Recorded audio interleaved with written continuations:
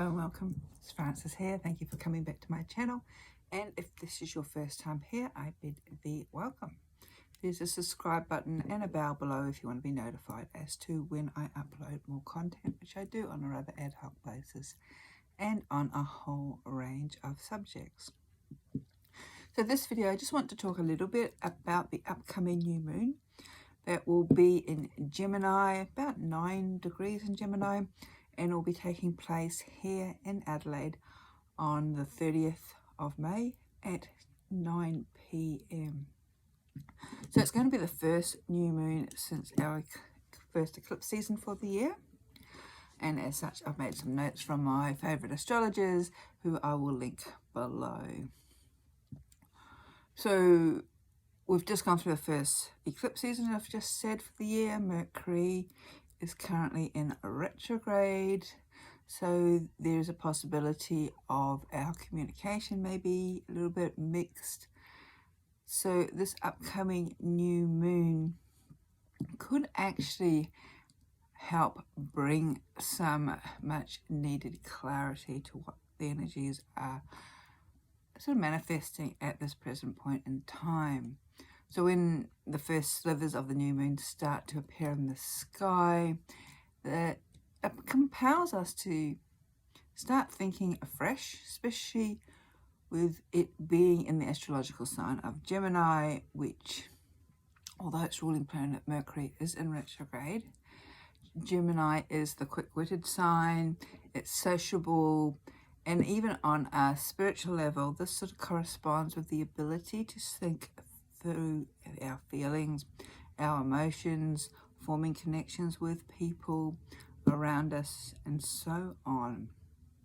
This new moon also seems to have a focus on connection, but also making space for curiosity and finding clarity amongst all the cosmic chaos that we may have endured with the eclipse season. Gemini is a mutable sign, meaning that its energy encourages us to accept the shifts and embrace the transitions, and you may be having some veils beginning to drop due to the recent lunar eclipse. It also puts the wind back in our sails that might have been depleted, so to speak, during the recent eclipse season. So, as I said, Gemini governs communications, what we say, how we say it, also our immediate environment, what we do, how we go about our daily life, and so on. It gets things moving forward. It's all about the mind. It's also the sign of duality because it is represented by the twins. So there could be a split energy feeling between what you can do and what you want to do. New moon, new starts, new beginnings that are coming through. But as I said, with Mercury in retrograde, when a planet's in retrograde, this is a time to reflect, sort of go inward. So we're going to be, anyway, new ideas are coming through. Maybe this is a time for contemplating. Take the time to get a solid and get some solidity around these new ideas, is what I'm trying to say. Make sure that they're clear in your mind and actually find out what really works.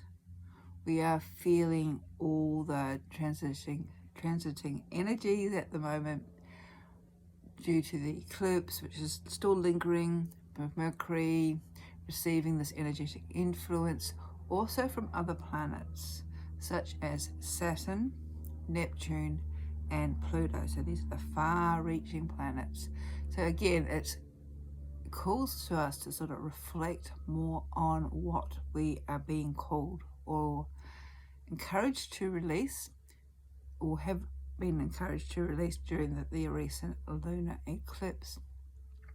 So Saturn is sort of the controller. It sort of like puts the brakes on if we're wanting to forge ahead with anything that we want to do. Neptune is connected with the higher self and could actually entice us into a different realm of possibilities that we may have not thought about because of Saturn is very connected to the physical realm. So there might be ideas floating around that we're beginning to wonder whether they are possible of doing or whether they're too pie in the sky, so to speak.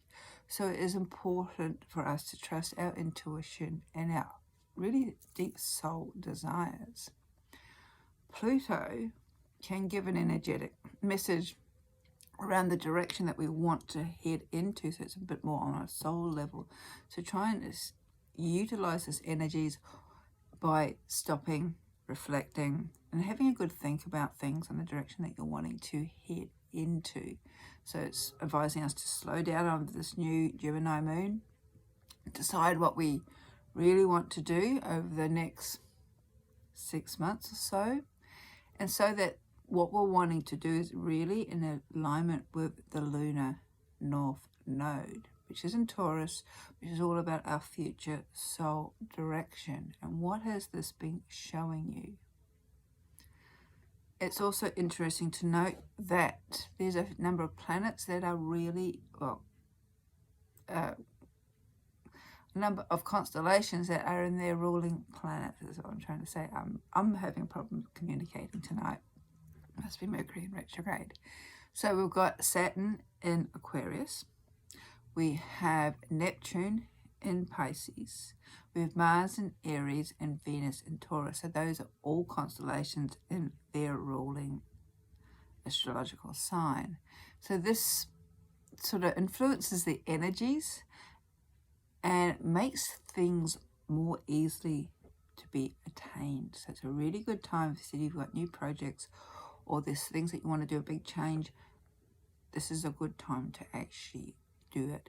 The only disadvantage is that Mercury is slowing down the mind or the ability to really stand in our power if we wanted to be called to do something. So Mercury's still in retrograde, so still utilize this time to have a good think of where you want to go. So when Pluto and Neptune, which are the far-reaching planets, are close to a personal or an inner planet, it is a directional shift in what the planet is receiving, so it's influential. So this is something that you need to sit with as well.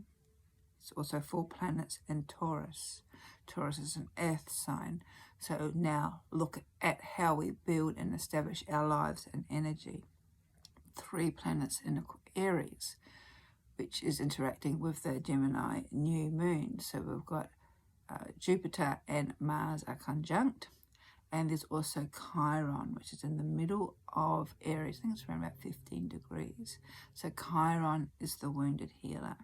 So this is a good time for new beginnings, new starts, looking at also connecting with the inner self. So this is Chiron's influence, and Jupiter and Aries, meanwhile, reminds us what we can actually do and achieve, because Jupiter actually expands things. Finally, another astrologer from Forever Consciousness talked about an asteroid Cariclo.